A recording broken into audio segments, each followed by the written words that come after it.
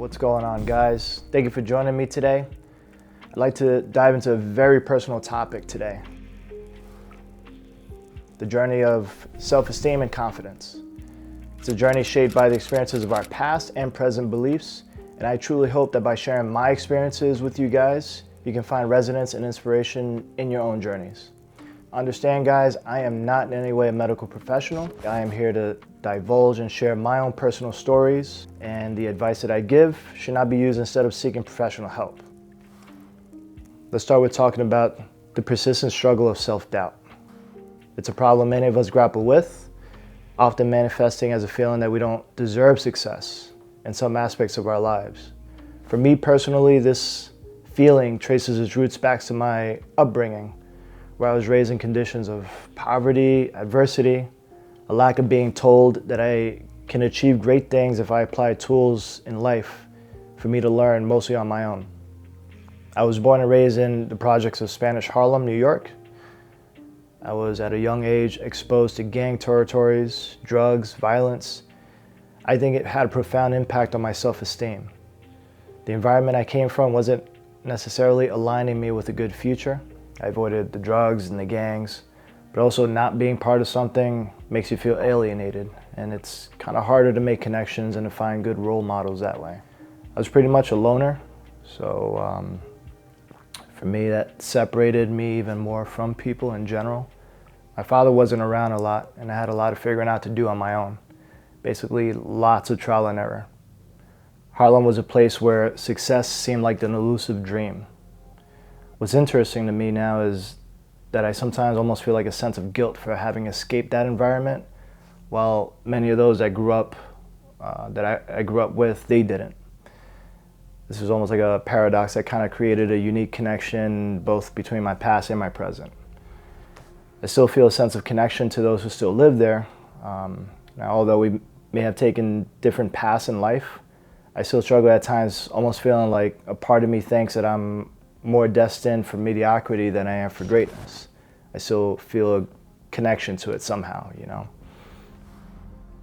I grew up in a violent and abusive environment, and I know for a fact that that slowly eroded my confidence as the years went by.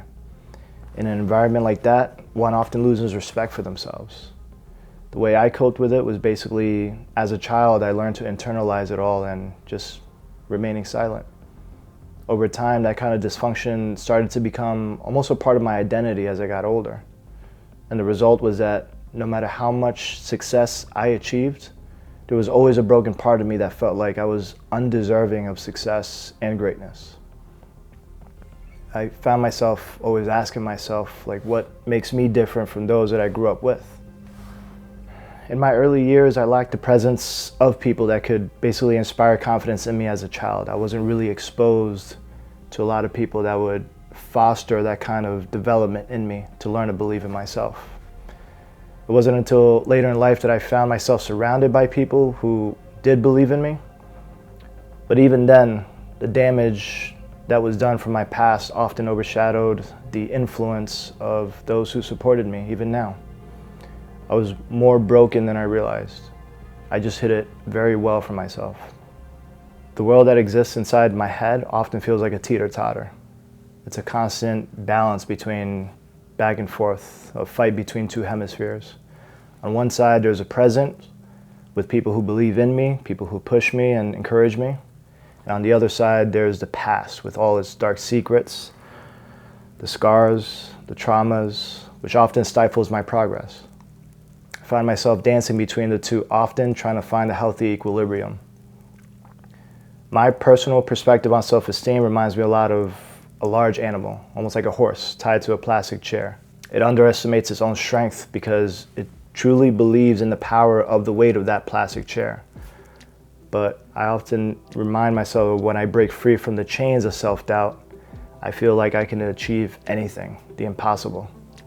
The mind can be a very powerful instrument of success, but it could also be a weapon of demise. Self-esteem is like a wild animal that basically just needs to be undomesticated. It needs to be reminded of the amazing power of believing in yourself. Even though I have personally struggled with self-esteem growing up, I also have an ability to be able to recognize strengths in others, to see greatness in other people. As a martial arts instructor and mentor to people, I often give words of encouragement and empowerment to other people to bring the awareness to surface of how great and amazing they can be. And I love that. Everyone has a level of greatness in them, but they have to be willing to do the work necessary to unveil it. And that is why I'm extremely grateful for all the things that I have gone through and overcame myself. My personal self-esteem struggles have their roots very dug up, like down earth deep, in a history of physical and sexual abuse during childhood. I felt very voiceless and powerless, and I learned to keep my mouth basically shut and accept what was happening, even though it all felt very painful and wrong. Silence eroded my sense of power and confidence, and when you take voice away, you also take power away. And I felt very powerless. I carried this weight for most of my childhood, never really sharing my pain with my mother or anyone else. The absence of a father figure also didn't help out. It added to my feelings of abandonment and made me feel like I was not deserving of anything good in my life, which is ironic because that's my last name. Martial arts entered my life and it became my salvation. It was my escape, my rebuilding, and it was basically where I learned from the school of life. I believe that humans are meant to face challenges, to build resilience, and to build confidence. Training and fighting for me, that pushed me to extend my limits. It helped me to achieve things that I never thought I could. The demands that martial arts forced upon me was an environment that basically atrophied weaknesses inside of myself over time. The camaraderie, the discipline, the heart of it basically brought me in tune with my own resilience. It all showed me that I could conquer any adversity and develop a sense of confidence that I truly never thought I could ever have in my life. Changing the narrative of life was also extremely fundamental to building my self-esteem. It basically eventually helped me develop a warrior ethos. As long as I kept operating from a place of the past, I always felt like I was resigned to acting like the past. I had to separate myself from the environment and the people that reminded me of the past. I made tough choices about relationships, about friendships. I had to align myself with things that were right. I had to change my alliance almost to the idea of all the things of my past, and I had to develop what's called an anti-vision. All things that I hated about life, and I used that to basically make a pact with myself to never repeat any of those things, to never hurt anyone, and to always try to be a better person every day. I realized that in order to become something different, I had to change everything around me and basically do what most people weren't willing to do. One of the most powerful influences on our self-esteem is also the way that we talk to ourselves.